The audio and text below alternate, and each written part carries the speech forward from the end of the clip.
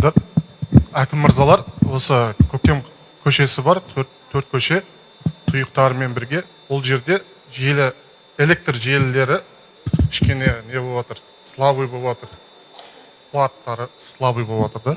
Сол мәселе бойынша сіздерге.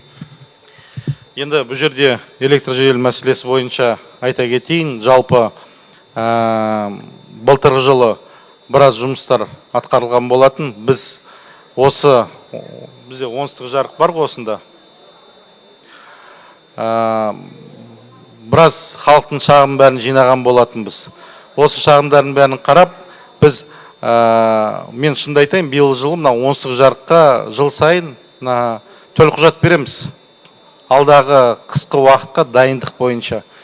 Сол бойынша алғашқы осы біз жасаған шығармыз. Осы оңтүстік жарықтың мекемесінің тарихында бірінші рет біз оларға дайындық төлқұжатын берген жоқпыз.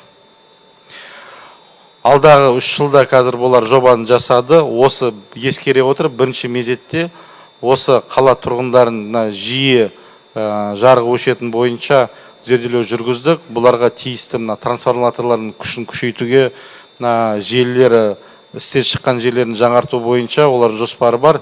Биыл жылы қаланың 100% деп айтпаймын, мынау келген шағымдардың бір 70%-ын ретке келтіреміз.